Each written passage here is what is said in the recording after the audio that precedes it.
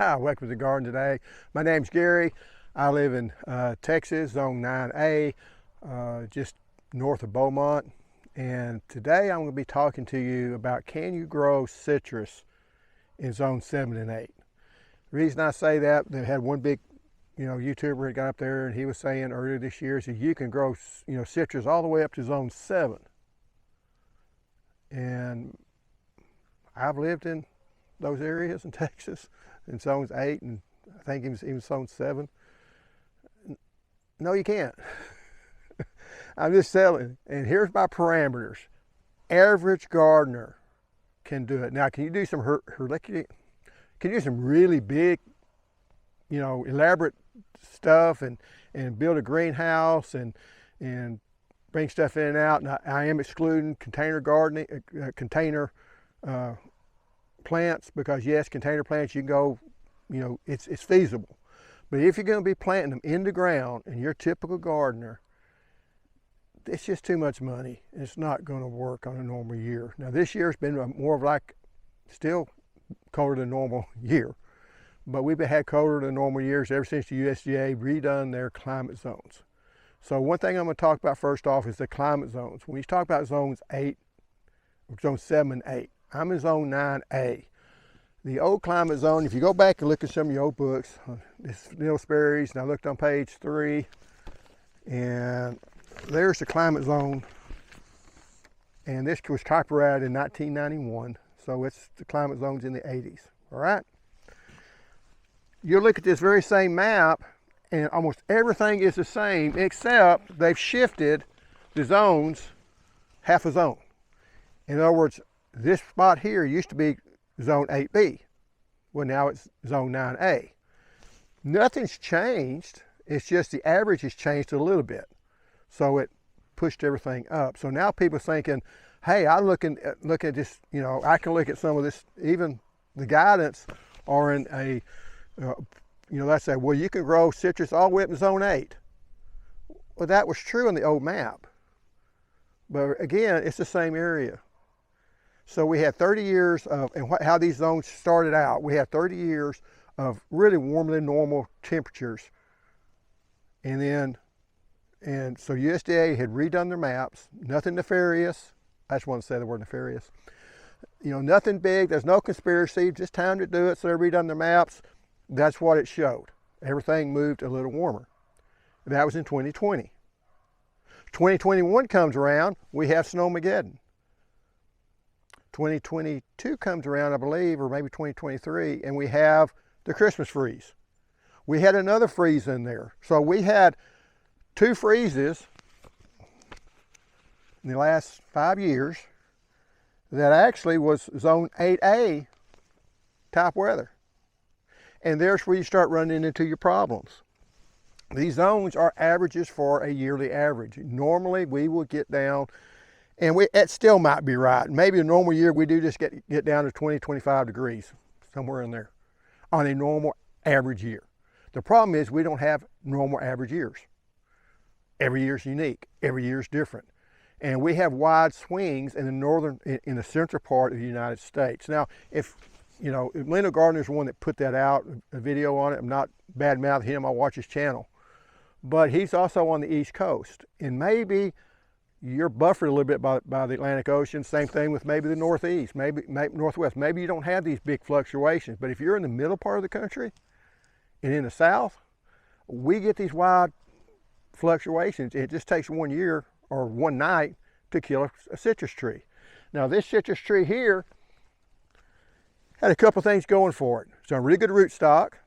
It's a trifoliate rootstock, which is very winter hardy, and that will pass along some of that winter hardiness to the tree itself.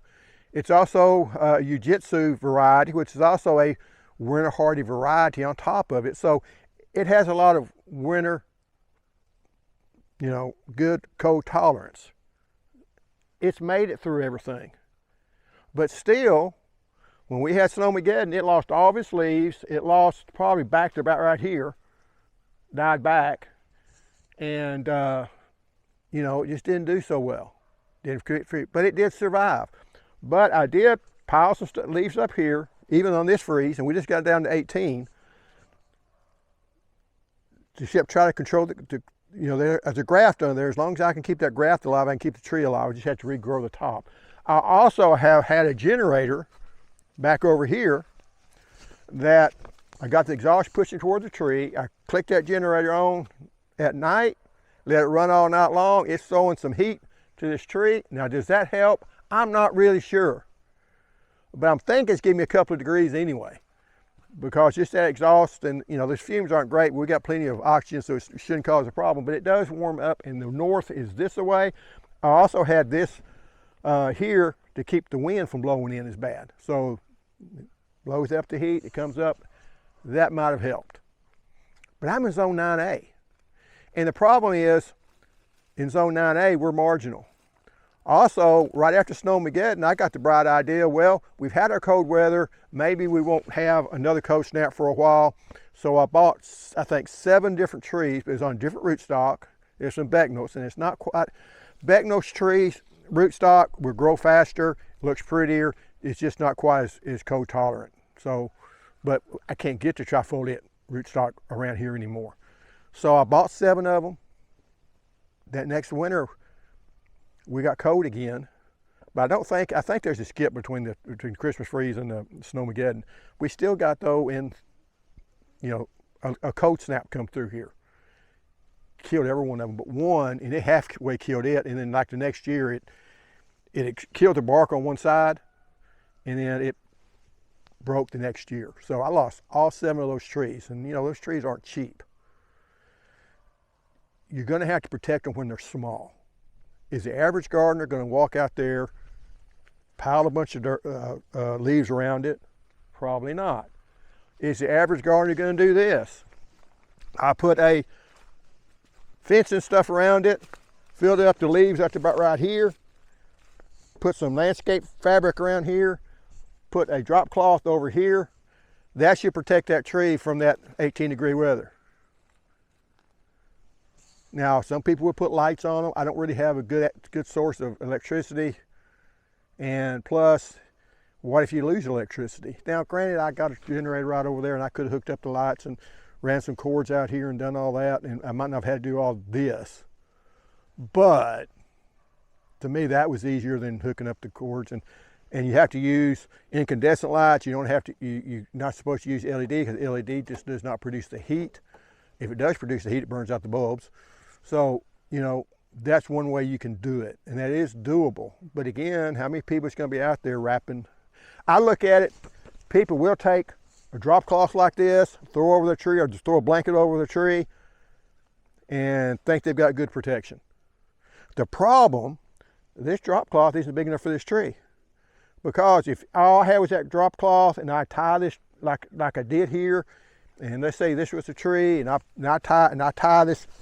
You know, it doesn't go all the way to the ground, so I tie that the bed sheet right here. This is exposed. This is what's going to kill your tree. And really, why that works is because the heat from the earth is your heat sink. That's your heat source. If there's no heat source within that, what you've covered up, it doesn't matter. It's going to be the same inside as outside. There's not a big, you know, we warm up when we put on clothes because we're the heat source. This tree doesn't have a heat source. So, to speak of, there's a little bit, but not enough to really matter. So if you're able to cover it up and seal it around the ground, that does work. But again, those trees will grow. Are you going to keep that tree, you know, you get a tree much taller than this. Now that drop cloth on this here probably would have worked, because this tree's shorter. You know, the tallest this tree was right here. So that might have worked. But again, you know, are you going to be able to do this? And this was 18-degree weather, okay? You start getting down to 12 degrees or single digits, this probably won't work, all right? Now, I did get down to 12 degrees. I covered them up, and everything that was underneath the mulch survived. Everything that's above the mulch died. Now, I also mulched, we're going to walk over here, another tree, and it was called, and it was a navel orange, NC33. And I covered it up, done all that stuff, and here it is right here. Didn't make it. Because you start needing to cover this stuff up when you got in the mid-20s. That's just too much trouble. I mean, the other mistake is, if you look that way, that's north, and there's nothing to block that wind coming right at this thing. So it really didn't survive. This here is a rootstock. This rootstock could probably still survive. It'll still grow, okay? And this is trifoliate rootstock. The leaf of the navel orange is right down here. That's how it looks. So that's the orange that you're trying to grow. This is the rootstock. And what a lot of people will do is they'll grow a tree, it'll make some fruit, and then we get the cold weather to kill the fruit. And the problem with the trifoliate is its flavor on its fruit is terrible. You know, it's not anything that you're ever going to want to consume, no matter how much sugar you put in it. So from what I've been told, I've never tried it, but anybody I know that has tried it didn't like it. So what are the zones? If you're kind of curious and don't know, for Beaumont, Beaumont is actually 9B, okay? I'm in 9A, and 9A goes all the way up to Austin, kind of breaks at Austin, so that us through there is 9A. So in Austin, can you grow citrus? Yes, but you may have to protect the trees like I'm protecting them. Now, Zone 8, which was what we was talking about, that's the Waco, Dallas area. Y'all have just been through some single digit temperatures, but you're not supposed to. You're only supposed to get down to 15 to 20 degrees. So that's what you got to look at. And this wasn't that bad of a storm. It wasn't nothing like Snowmageddon for y'all. So again, even 8B, the new 8B, you're not going to be able to grow them. It's just too, unless you're doing some really big stuff to protect them. Yes, you can grow stuff in greenhouses. Yes, you can, if you're right butted up against a south-facing wall, and when you got some protection, you put some stuff around, maybe, okay, at 8B. But 8A, that's Abilene. Now I lived out in Abilene.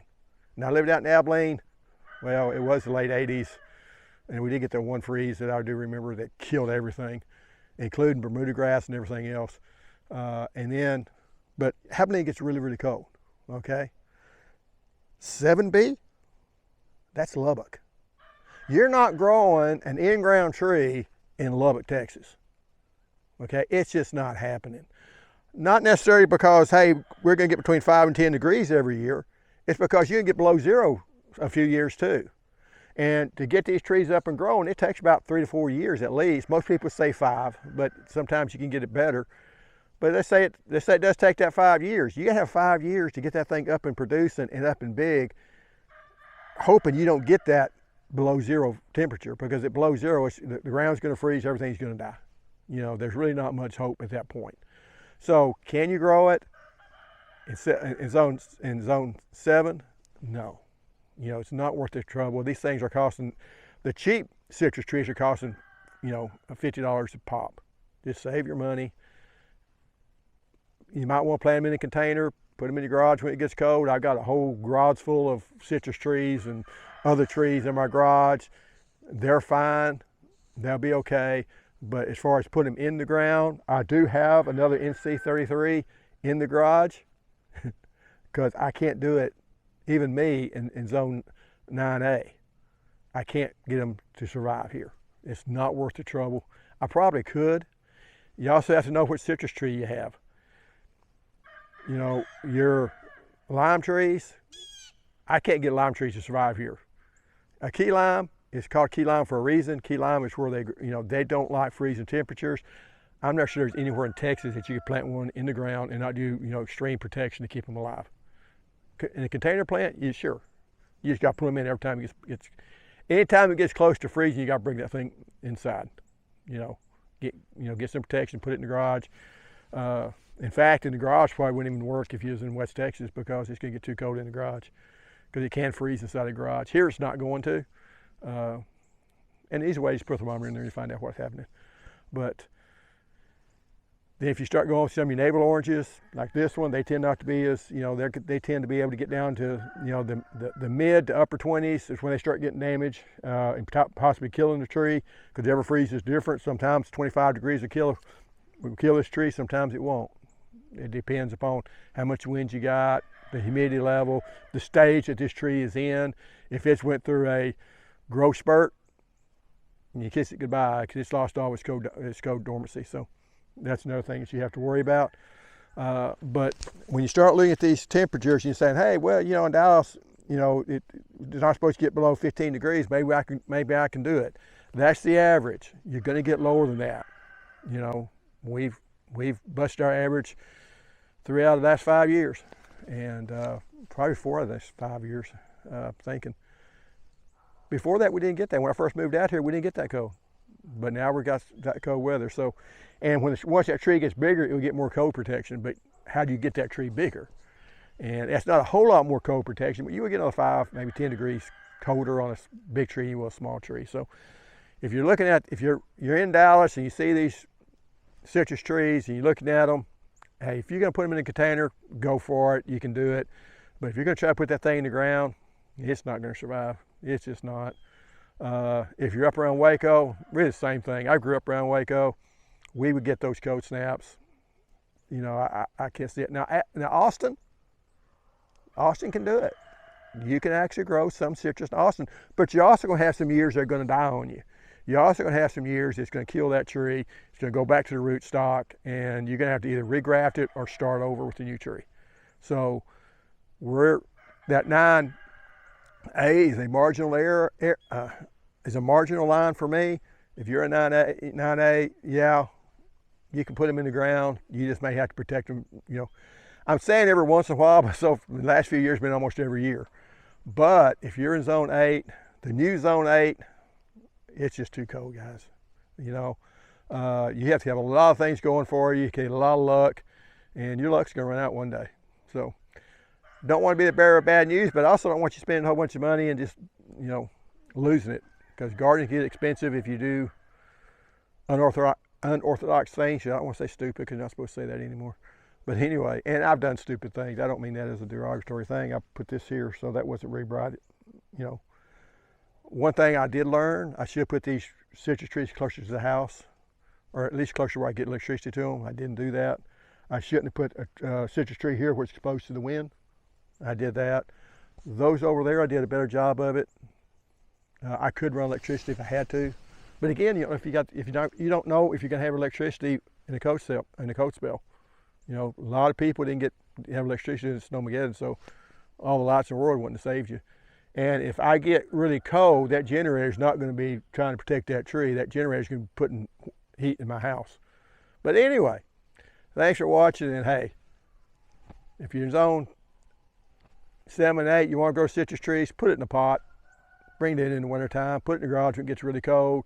If you want to try to bring it in and out, you can still do it, but don't try to do it in the ground. Thanks for watching, and I'll see you next time.